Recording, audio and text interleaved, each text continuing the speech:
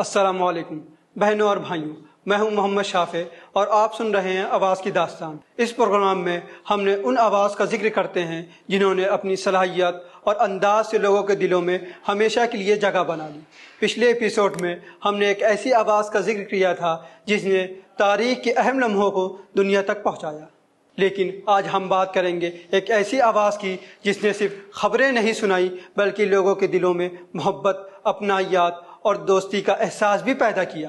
ایک ایسی آواز جو جب ریڈیو پر گونجتی تھی تو گلیاں سنسان ہو جاتی تھی، لوگ اپنے کام چھوڑ کر ریڈیو کے پاس آ بیٹھتے تھے اور پوری توجہ سے سنتے تھے۔ جی ہاں، آج کی ہماری داستان ہے ریڈیو کی دنیا کے ایک عظیم نام امین سیانی کی۔ ذرا تصور کیجئے 1950 کا زمانہ۔ اس وقت آل انڈیا ریڈیو پر فلمی گانوں کو نشر کرنے پر پابندی لگا دی گئی تھی، لیکن عوام کا دل تو فلمی نغموں کے لیے ہی دھڑکتا تھا۔ لوگ ان گانوں کو سننا چاہتے تھے مگر ان کے پاس کوئی ذریعہ نہیں تھا۔ اس دوران سمندر پار سری لنکا سے ایک نئی امید ابھری، ریڈیو سیلون۔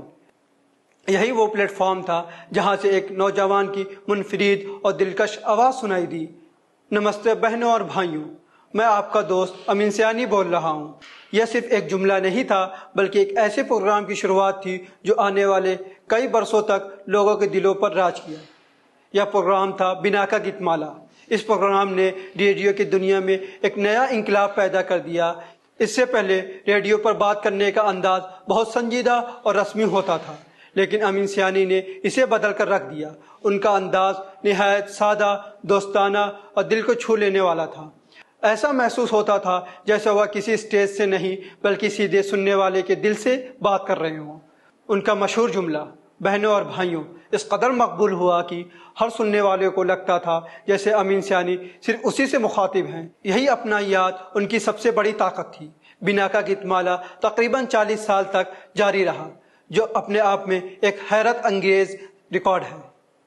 ہر ہفتے اس پروگرام میں فلمی گانوں کی درجہ بلندی سنائی جاتی تھی۔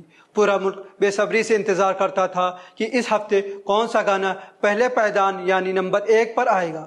لیکن امین سیانی کی کامیابی صرف ان کی خوبصورت آواز کی وجہ سے نہیں تھی، اس کے پیچھے ان کی محنت، لگن اور زبان کی سادگی بھی شامل تھی۔ وہ اپنے پروگرام کے لیے گھنٹوں بیٹھ کر اسکرپٹ لکھتے، ہر لفظ کو سوچ سمجھ کر چنتے اور کوشش کرتے ان کی زبان ایسی ہو جیسے ہر طبقے کے انسان آسانی سے سمجھ سکے۔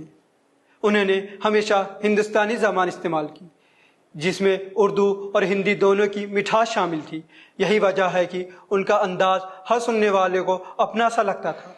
ان کے پروگرام کو سننے والے لاکھوں لوگ تھے۔ ہر ہفتے ان کے پاس ہزاروں خط آتے تھے۔ لوگ اپنی پسند کے گانوں کی فرمائش بھیجتے اور امین سیانی بڑی محبت سے ان خطوں کا ذکر اپنے پروگرام میں کرتے۔ اس طرح ایک ریڈیو اناؤنسر اور سامعین کے درمیان ایک خوبصورت رشتہ قائم ہو گیا تھا۔ امین سیانی نے یہ ثابت کر دیا کہ ریڈیو صرف معلومات دینے کا ذریعہ نہیں بلکہ دلوں کو جوڑنے کا بھی ایک طاقتور وسیلہ ہے۔ انہوں نے ریڈیو کا محض ایک میڈیا نہیں بلکہ ایک ثقافت بنا دیا۔ آج اگرچہ امین سیانی ہمارے درمیان موجود نہیں ہیں، لیکن ان کی آواز کی گونج آج بھی ریڈیو کی تاریخ میں زندہ ہے۔ انہوں نے ہمیں یہ سبق دیا کہ جب انسان دل سے بات کرتا ہے تو اس کی آواز دور تک پہنچتی ہے اور لوگوں کے دلوں میں ہمیشہ کے لیے بس جاتی ہے۔ اگر میلوت میلوں کو اعتماد اور سنجیدگی کی آواز کہا جائے تو امین سیانی محبت، اپنائیت اور دوستی کی آواز تھی۔ آواز کی داستان کے اس ایپیسوڈ کو سننے کے لیے آپ کا بہت شکریہ۔ اگلی بار ہم ایک نئی شخصیت اور ایک نئی آواز کی کہانی کے ساتھ آپ کے سامنے حاضر ہوں گے۔ تب تک کے لیے اجازت دیجیے۔ خوش رہیے، مسکراتے رہیے اور سنتے رہیے، کیونکہ داستان کبھی ختم نہیں ہوتی۔